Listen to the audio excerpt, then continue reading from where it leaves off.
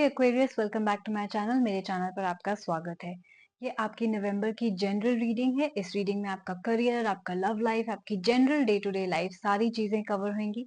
तो अब आपको करना क्या है, आपको अपना बर्थ चार्ट चेक करना है, राइट। तो अगर आपके बर्थ चार्ट में सन, मून या राइजिंग कोई भी एक साइन एक्वेरियस है, then this reading is for you. तो चलिए शुरू करते हैं, देखते हैं नवंबर मंथ आपके लिए कैसा होने वाला है।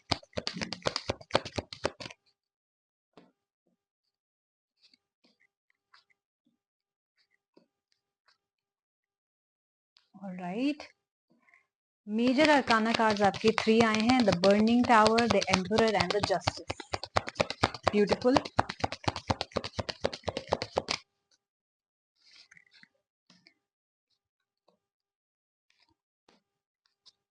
चलिए, वीक वाइज आपकी रीडिंग होगी। रिमेंबर कि ये जनरल रीडिंग है, एक्सक्लूसिव लव रीडिंग्स हम वीकली करते हैं।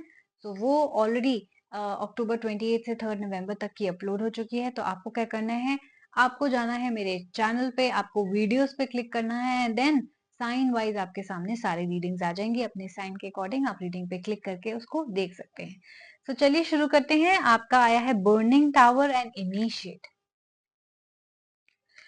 अब बर्निंग टावर का मतलब ये होता है कि आप आपके फर्स्ट वीक ऑफ नवंबर, यानी जैसे ही नवंबर मंथ की शुरुआत होगी, बहुत ही अनएक्सपेक्टेड चेंजेस आपकी लाइफ में होने लग जाएंगे। आपको लगेगा ये क्या हो रहा है, राइट। कुछ चीजें आपको हिला देंगी, कुछ चीजें अनएक्सपेक्टेडली खत्म हो जाएंगी अगर वो आपके लिए मेंट टू बी नहीं है। यानी अगर यूनिवर्स को लगता है, गॉड को लगता है, जिसमें भी आप विश्वास करते हैं, हायर पावर में विश्वास करते हैं, अगर यूनिवर्स को लगता है कि ये चीजें आपके लिए मेंट टू बी नहीं है, या आप अपने ट्रैक से थोड़ा हट गए हैं, राइट, या आप अपने सोल पर्पस की तरफ नहीं जा रहे हैं, या आप थोड़े से ढीले पड़ गए हैं, तो यूनिवर्स आपको शेक करता है, राइट।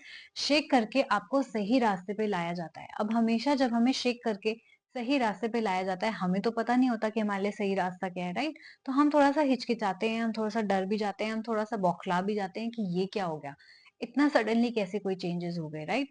तो कोई आपकी लाइफ में मैं सडन चेंजेस देख रही हूँ, एंड स्पेशली मुझे पर्सनल लाइफ की तरफ ये ज्यादा दिख रहा है कि कोई ऐसा सडन शेकअप वाला आपकी लाइफ में इवेंट होगा, जिसकी वजह से you will be force to make a proposal और टेक अ प्रपोजल। या ऐसा भी हो सकता है कि आउट ऑफ द ब्लू कोई आपके लिए बहुत अच्छा रिश्ता आ जाए, राइट। कोई बहुत अच्छा आपको प्रपोजल आ जाए और आपके पास कोई ऑप्शन ना हो बट टू एक्सेप्ट दैट, क्योंकि आपके पास में बुरे रिलेशनशिप्स रहे हैं आपके, हो सकता है ब्रेकअप्स और डिवोर्स बहुत ही बुरी एंड करे हो सकता है कोई आपके साथ सिर्फ मतलब के लिए हो, पैसे के लिए हो, ऐसी कोई सिचुएशन आपके पास में हो सकता है आप आगे ना बढ़ पा रहे हो, राइट। तो यूनिवर्स क्या करता है, आपको शेकअप करने के लिए इतना अच्छा ऑफर आपको आपकी तरफ भेज रहा है, जिसको आपके पास एक्सेप्ट करने के अलावा कोई ऑप्शन नहीं होगा। सो मैं ये देख रही हूँ कि प्रपोजल आपकी तरफ आने वाला है, जो आपकी जिंदगी को, जिसे कहते हैं ना, हिला देगा। वो इतना अच्छा होगा कि आपके पास ऑप्शन नहीं होगा but to accept it. So it is a good thing, I am not trying to scare you, it is a very good thing. हो सकता है आई ओपनिंग काइंड ऑफ आपकी लाइफ में कोई इंसिडेंट हो आई ओपनर, लाइक कि मेरी तो आंखें खुल गई। हो सकता है आप किसी के साथ रिलेशनशिप में हो सकता है आप उससे शादी करने वाले हो, लेकिन ऐसे कोई चीज हो जिसकी वजह से आप, जिसे कहते हैं ना, आपकी आंखें खुल जाएं और आप बाल बाल बच जाएं, ऐसे इंसान से जो हो सकता है आपके लिए अच्छा ना हो। सेकेंड वीक कह रहा है emperor and the one of spares. Like I said, I think Aquarius आपकी लाइफ में शायद पहले भी आया था कि आपके फैमिली की तरफ से कोई रिश्ता आएगा। हो सकता है प्रोबेबली फादर की तरफ से आपकी तरफ कोई रिश्ता आए, right.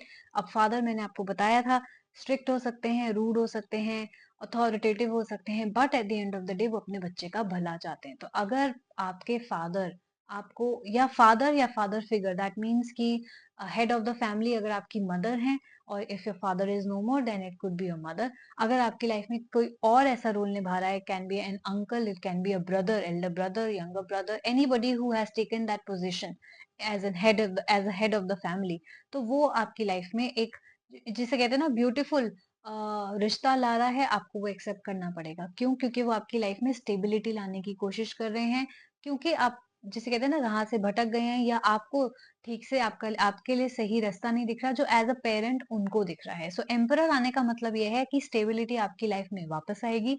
For some of you रिश्ता आपके अरेंज मैरिज भी हो सकता है, फादर की तरफ से रिश्ता हो सकता है, या आप एक फादर खुद हो सकते हैं जो अपनी लाइफ में स्टेबिलिटी ला रहे हैं, अपने रिलेशनशिप में स्टेबिलिटी ला रहे हैं, राइट?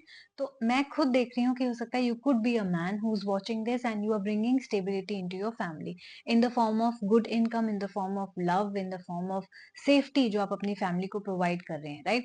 हो सकता है कुछ नए नए रिलेशनशिप भी स्टार्ट हुए हों। सो अगर आपका नया रिलेशनशिप की शुरुआत हो रही है Aquarius, yes. So that is what your second week looks like. Now coming to your third week, we have the seven of suns and the eight of stars. So what does that mean? You could be dealing with a Gemini, sun, moon or rising. हो सकता है आपने बहुत ही ज्यादा struggle करा हो सकता है रिलेशनशिप ब्रेकअप या डिवोर्स के बाद आपने अपने आप को एक तरीके से घर में लॉकअप करके भी रख लिया हो। सो वैसी एक सिचुएशन भी मैं देख रही हूँ आपकी लाइफ में।